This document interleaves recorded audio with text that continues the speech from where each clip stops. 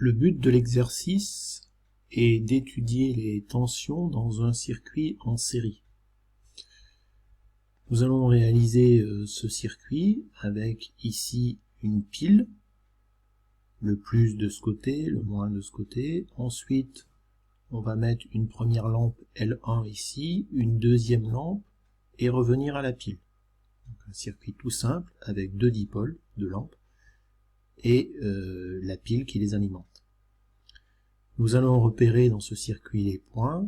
Donc le point A ici, c'est le point entre la pile et la première lampe, le point B, le point C et le point D ici. À noter déjà que j'ai mis deux points B et C ici, mais on sait que tant que l'on reste sur un fil d'un point de vue électrique, le point est le même. Donc en fait le point B et le point C ne forment qu'un seul point. Nous allons maintenant passer à la pratique. Voilà le matériel dont on dispose pour réaliser ce montage.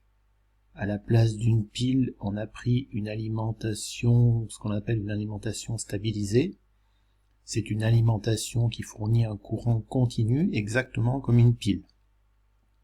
Vous remarquerez le symbole DC ici, de l'anglais direct courant, qui veut dire que cette alimentation va fournir du courant continu. C'est la même alimentation que vous avez dans les tables de la salle de physique.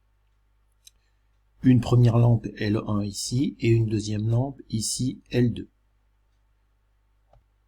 Pour réaliser correctement le montage, la technique est d'abord de faire le schéma, comme ici, puis de suivre avec son doigt le sens du courant. Donc le courant part par le plus ici, donc je vais mettre un fil partant du plus de l'alimentation, je vais arriver vers la première lampe L1, puis ressortir de la première lampe L1, aller vers L2, puis ressortir de L2 et retourner vers le moins de l'alimentation.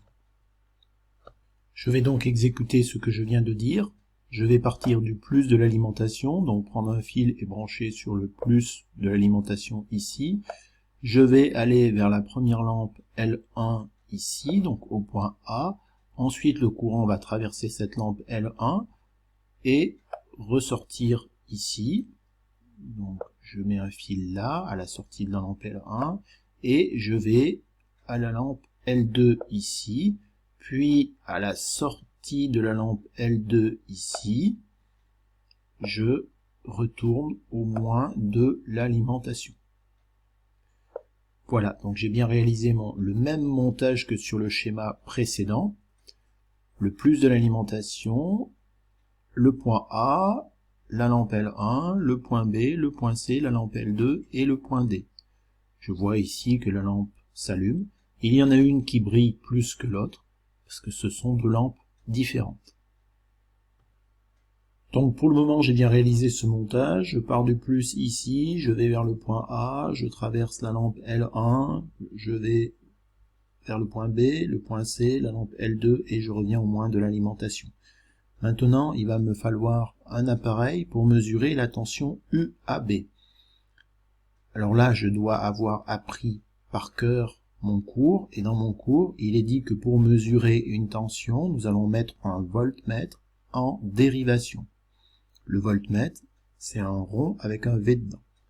Donc je vais prendre ici le voltmètre et venir le mettre en dérivation entre les points A et B, ce que je viens de faire ici. Donc ici mon voltmètre est bien en dérivation entre les points A et B. Alors pourquoi j'ai mis la borne COM ici? Nous avons vu précédemment que la borne COM, c'est toujours la deuxième lettre de la tension que l'on veut mesurer. Donc je mets la borne COM sur la lettre B et le plus du voltmètre sur la borne A. C'est la pointe de la flèche. J'ai mis aussi le voltmètre en DC car je mesure une tension continue. Je vais maintenant passer à la pratique. Voilà, donc d'un point de vue pratique, je vais donc utiliser l'appareil en voltmètre et Pour plus de sécurité, je vais me mettre sur le plus grand calibre. Ici, j'avais le choix entre voltmètre alternatif, avec la petite vague ici, et voltmètre continu, avec le trait qui est ici. Je vais bien sûr me mettre en voltmètre continu, et je vais me mettre sur le plus grand calibre, 600 volts. Une fois que j'ai fait ça, je vais pouvoir brancher mon voltmètre en dérivation. Donc le courant continue à circuler dans mon circuit, et je prends les bornes du voltmètre, et je viens les mettre entre les points A, donc le plus du voltmètre, ici c'est la borne rouge, ici je le mets sur le point A, et la borne COM ici vient sur le point B, ici. Quand j'ai placé mon voltmètre, je vois qu'il m'affiche à peu près 2 volts.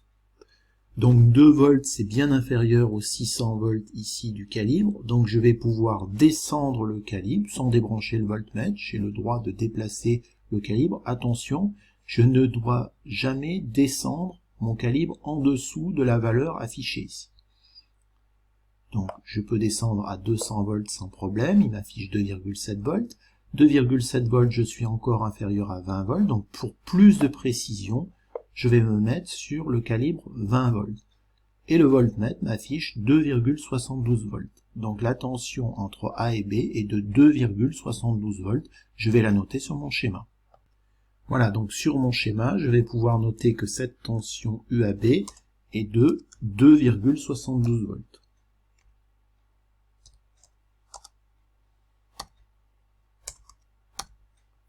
Voilà.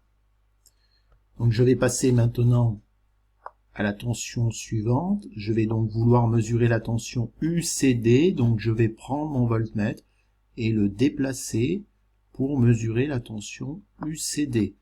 Je peux déplacer mon voltmètre car le courant continue à circuler dans les lampes. Il faut savoir que le courant passe ici, le courant ne passe pas dans un voltmètre. Donc ici, je viens de déplacer mon voltmètre et de le mettre entre les points C et D pour mesurer la tension UCD. Je vais maintenant passer à la pratique. Voilà, donc point de vue de la pratique, donc je vais débrancher mon voltmètre ici. À noter que le voltmètre soit branché ou débranché, le circuit fonctionne exactement de la même façon. Le courant passe ici dans la boucle et ne passe pas dans le voltmètre. Maintenant, je vais mesurer la tension UCD. Donc si je veux mesurer UCD, le point C, c'est le plus. Donc je vais mettre la bande plus du voltmètre sur le C et la bande COM sur le D ici. Et le voltmètre m'affiche 1,96 volts. Je vais le noter sur mon schéma.